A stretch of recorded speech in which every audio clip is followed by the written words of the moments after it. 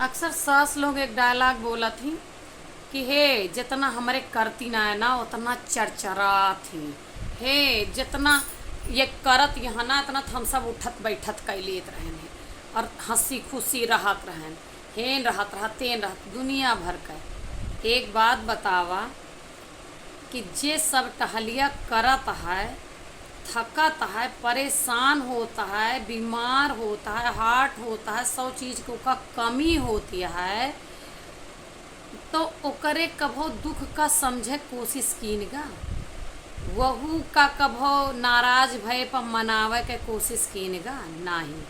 वहू का कभो देखागा कि नहीं यही के एक ज़रूरत यह या ओकरे बारे में ऊंचा नीचा शब्द बोलत कि केहू सोचिस कबो सोचिस। कह देव आसान है कि फलाने के पतोहिया, फलाने के मेहरुआ, फलाने के बिटिवा बड़ी जिद्दी है, बड़ी नखरेबाज है, बड़ी गुस्सैल है। अरे गुस्सैल के होता है जे का कभो प्यार ना मिला, जैसे केहू प्यार से एक शब्द बोलिस ना है, जे का अकेला छोड़ देंगे। चाहे जितना बड़ा काम हो तू करा, कह पावा करा, ना कह पावा ना करा, मरा मरा, जिया जिया, कुछ भी हो ओका कहो ना। अगर ओका कोनो बात तोहार बुरी लाग गए कभो मनावा ना आएगा, कभो भी ओकरे बारे में ना कहागा चला जायदा हमसे गलती हो गया, आज के बाद हम ना कहा। यानी कभो ओकरे सामने झुका ना आएगा, ओका अकेला छोड़े यहाँ।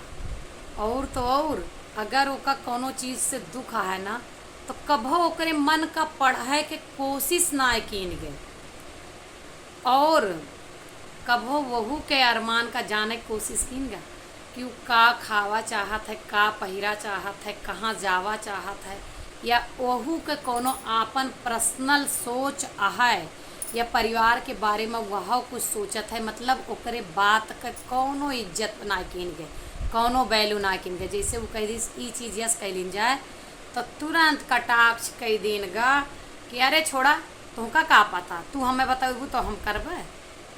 तो यह तरह के औरतें यहाँ जे के कभो रूठे पर मनाए ना आएगा, जे का हर काम के लिए हमेशा अकेला छोड़ देगा, जेकरे दिल के मन के बात ना सुनी गए, और जे के हर बात बात पर मान अपमान होत रहे।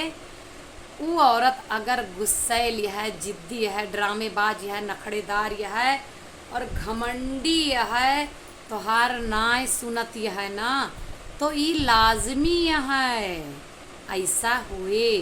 अगर आप चाहत हाँ कि वो अपन गुस्सा छोड़ दे, अपन घमंड छोड़ दे, अपन हर चीज़ छोड़ दे, तो ओकरे लिए आपका ओकरे लगे बैठे के पड़े, ओकरे मन के बात सुने के पड़े। अगर वो आपसे रूठ गए तो ओका आपका मनावे के पड़े, और कहूँ ना कहूँ आपका भी ओकरे आगे झुके का पड़े, तब जाए के वो आपका समझे कोशिश करे कि ये हमका आपन माना थे या हमें इनके ताई एक गुस्सा ना जाए। बात सही हो तो कमेंट में बताइए कि कौने तरह का औरतें गुस्सैल ज़्यादा हो जाती, जेकर क्यों सुनत ना तब गुस्सा होती।